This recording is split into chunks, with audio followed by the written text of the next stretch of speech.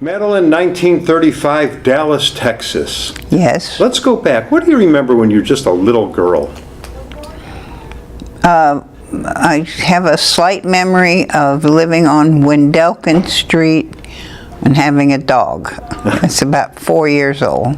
Yeah, yeah. Do you remember your grandparents at all? Yes, my grandfather, Sam Chris. Tell me about him. He was a wonderful guy. He was a tailor.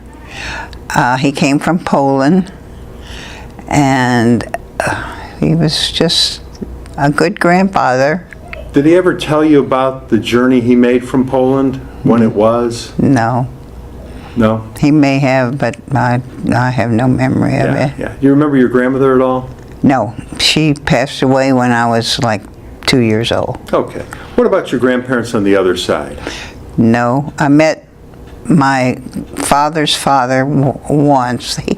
My father was from Minneapolis, Minnesota, and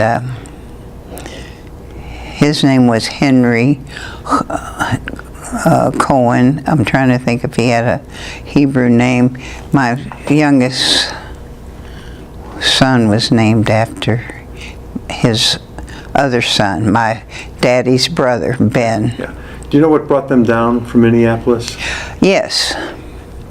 My father's friend, Al Sweet. They were boyhood friends, and my father left Minnesota because it was too cold.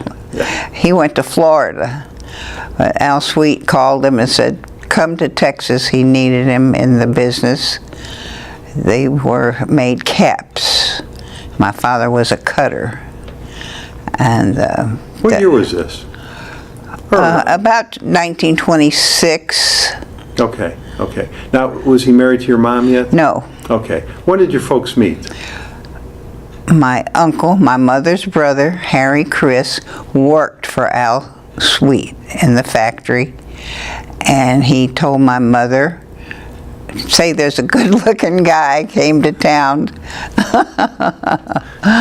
And I think they saw each other on the bus. You know, Dallas was a small town. Yeah. And then I don't know the exact meeting, but it happened. Yeah, yeah. What did you do for fun as a little girl? Not much. Just played outside, played with the neighbor kids, hopscotch, chalk on the sidewalk and the street, hide and go seek. Yeah, yeah. And that was about it. A little simpler time. Yes. Now, you had two brothers. Yes. Bernard and Melvin. Yes. Were you the oldest? No, Bernard was the oldest, and Melvin, I'm the youngest. Okay, so did you take advantage of that at all? No, not too much. Where did you go to elementary school? Colonial Hill School. Yeah, yeah. Do you remember anything about school back then? School, it was a great school. I passed by recently and they've torn it down and completely rebuilt some little school. It was a big, impressive two-story, very, very nice building. I don't know why they tore it down. Yeah, yeah. And it was on, I think it was on Pennsylvania and Peabody. It was right in the heart of the Jewish community at that time. Wendelkin was a street with a lot of Jewish families. And the main street was Colonial Avenue. And it was from Forest Avenue was a big cross street, which led to Fair Park. Mm-hmm. And when you got on Colonial, you went Pennsylvania, Peabody, Pennsylvania. Then I lived on a street called Panama, mm-hmm. and it was only a small one-block street between Colonial and Home Street. Yeah, yeah. And Rabbi Abramowitz lived further down on Colonial, and a lot of families further down, further south. Right, right. Now, when you were a little girl, about 6 years old maybe, World War II broke out. Do you remember any of that? Did it affect your family at all? Well, I remember they didn't have a car during the war. And I remember my mother wore like tie-up shoes so she could walk to the grocery store. And that was about it that I can remember. I remember when they announced Franklin Roosevelt passed away. That was a sad, sad day. Everybody was crying. Right. And Your folks talk about that at all? no, not that I can recall. Yeah, yeah. Talk to me about high school. Where did you go to high school? Forest Avenue High School. It was on Forest Avenue, East 2nd Avenue, and it was near Fair Park. And in those years, Fair Park, when they had the fair, 2 weeks, the high school was only allowed to go, well, they gave free tickets. They were allowed to go on the last Friday of the 2 weeks. Elementary went on the first Friday. And we'd sit in class and we could hear all the doings and goings on at the fair. And we were all excited. And they used to give us bus tickets to ride the bus or streetcar. And we just had, you know, good time. Tell me about your mom. My mom, she was wonderful. She was born in Dallas, and she did everything. She was president of the PTA at Forest High School, and she just took good care of her children. Yeah, yeah. She was a great mother. What was it that you did that you would just die if your parents ever found out? No, I couldn't tell you. Come on. I was once at a party, and I don't know exactly what, and there was a country club at the corner of Hillcrest and Forest Lane, and after the party, a bunch of us jumped in over the fence and went swimming in the swimming pool. That was my big secret. Did they ever find out? No, it wasn't anything bad. Oh, okay. I was just gonna have you expound on that a little bit, but we'll pass. No, it wasn't anything. Yeah. Okay. All right. What were the things in high school that you guys talked about or did? You know, what was high school life like? You know, back in the 40s. Well, the music you listened to, who were the bands you liked? You know, I just can't tell you all the things. Well, I was in high school from 49 to 52. Okay. And then they had the hit parade on TV. Mm-hmm. You know, TV came in around 49, 48. Do you remember getting that first TV? Yes. What was that? Hoffman Easy Vision TV, that I can remember. Was that a big deal at home? Yeah, it was a big deal. We didn't have one right away. My uncle, Harry Chris, had one. And we'd go over there when it was time to look at TV. First, it was always a clock on the TV till it didn't run all day like it does now, day and night. It just came on like at 7 o'clock. Right. And we'd sit there and wait for the program to come on. Yeah. But at home, when we got our TV, my grandfather was a fan of wrestling, and he and I would watch the wrestling matches, Gorgeous George, and that was about. Was Milton Berle on it? Oh yeah. You know, all those shows, great. Yeah. Now, after high school, was it on to college or to work? To work. And what did you do? I worked for Royal Typewriter Company. I was the Roy type girl. When anyone needed a tape, they'd call me and I'd send them over tapes for their typewriters.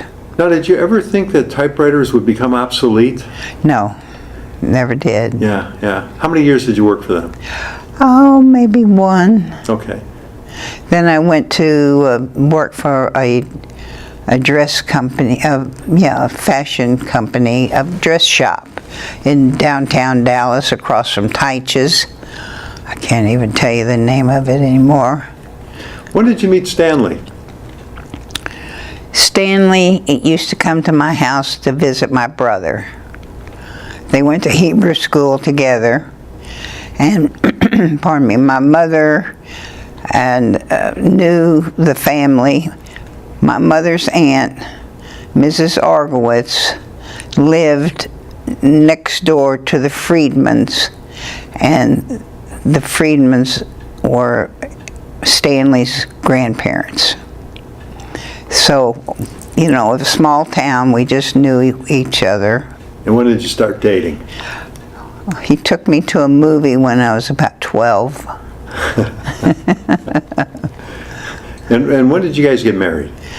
1953. 1953. And then what did you settle down? Where did you settle down? And what did Here you in guys Dallas, in an apartment on Central Expressway. He worked for his father, Schepps Grocer Supply. And life, you know, was simple. Yeah. He worked every day, late, loading trucks and seeing everything got sent out. Tell me a little bit about that family business, because it was a pretty well-known business in the area. Yes. The first that I can remember, they were on the corner of Pocahontas, which was also the street that the center was on. So sometimes I'd walk over there and take a peek to see if he was there. He was in school mostly, 4 years at Texas A&M. So it was a very nice big building, and they tore it down for the big freeway that goes through there, 30. Stanley, you know, had died in a plane crash. Yes. Tell us about that. Well, he was always in a hurry to get home, and he didn't like waiting in the airport for other flights, so he bought a plane and had a pilot teacher work with, and he hired a pilot who was also our computer man, who had been a jet pilot in the service, and they taught him how to use a 2-engine little single plane. I mean, he knew what to do, as far as I know, and somehow or other he messed up. I don't know if they ran out of gas, which I don't think so, or he didn't know how to change from one tank to another. Anyway, they crashed in Austin. And where was he coming from? From Dallas one morning. Yeah, he was going. He was on his way to work to Austin to pick up a friend that was in similar business. He was kind of teaching him about the business. Yeah. And they were going to San Antonio. Yeah. How old was he at the time? 44. 44. How long had you guys been married? Oh, close to 21 years. Did it take a while for your kids to recover? Yes, it did. My baby, Ben, was about 8. Gary was in college at Texas A&M. He had gotten his senior boots. We had been to the school in the spring when it's a big ceremony when a junior gets their senior boots. He wore the boots the one day that he received them in the parade, and the air crash was I think that was in June, and the crash was in August. So he came home, and he didn't go back to school. He took over the business. And what about your daughters? Fonda, she was at Texas. She had just moved from Oklahoma, University of Oklahoma, to Texas. She continued in Texas, and my younger Debbie and Ben went to Akiba Academy, and the rabbis and teachers there, helped them through. Yeah, helped them through. Yeah. Tell me of your involvement with the Jewish community in Dallas. Sheriff Israel. I was a member of the sisterhood. My mother-in-law made me a life member, and a friend of mine, Sandra Marks Pincus, and we used to, on Friday night, they always had to have after services, coffee and a snack, you know, so we would pick up the bakery goods and distribute them out and set the tables, and that was mostly what I did. Compare when you were a little kid to when you're being raised to when your kids were little being raised. What were there differences? Was it similar to the same? Well, I always walked to school. They had to be driven. Yeah. No, not really. Maybe to high school, but they rode a bus to elementary school Yeah. until we moved around the corner from the school. George B. Dealey on Royal Lane, and we lived on Eastview Circle. And then they walked themselves. And by that time, the oldest one drove. He could drive. My father-in-law had passed away, so my husband got him a car so he could stay with Grandma Schepps Yeah. and continue at high school. Now, you mentioned when you were young, your family did not have a car. Do you remember when you got your car? Maybe in 40, maybe 45, 46, Yeah. something like Is that. that a big occasion? Yeah, it was nice. Yeah, yeah.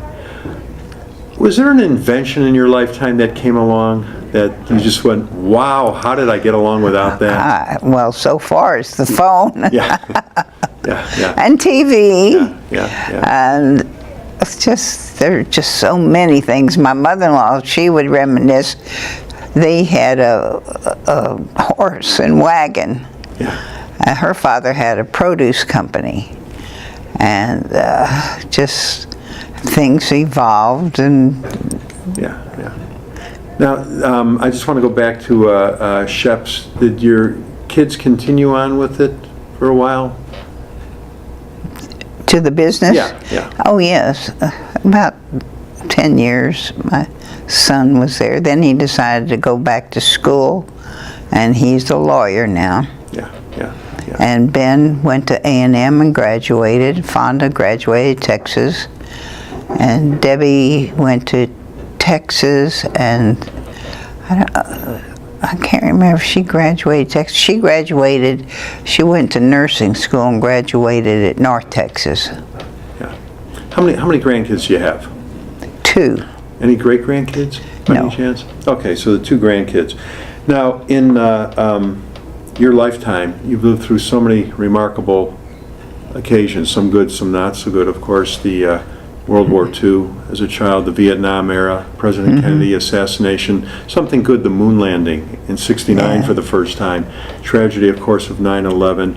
Was there something that on the national scene that really stood out that you go, I know exactly where I was the day that happened? Well, I do know where I was with John Kennedy's death. I was in my car. I started to go down and see the parade, and then I changed my mind. I had to go play cards. Right. And it was rainy that morning, Right. so I changed my mind. But my father was there on the corner. My father worked very near there, and I don't think he saw the actual thing before they turned the corner. Right. And he was back in the factory, I think, when he heard. But that's a very real memory that I have of that particular day. Now, you and Stanley had the 4 children, and you have 2 grandchildren. What advice does Grandma have for the next generation? Not much. They do their own thing. They do everything they want. They are both living in Washington, D.C., and loving it. They just moved there this past year. Yeah. And that's all their mother sees to them. Fonda. Yeah. She's back and forth. Yeah. Thanks for doing this today. You did a great job.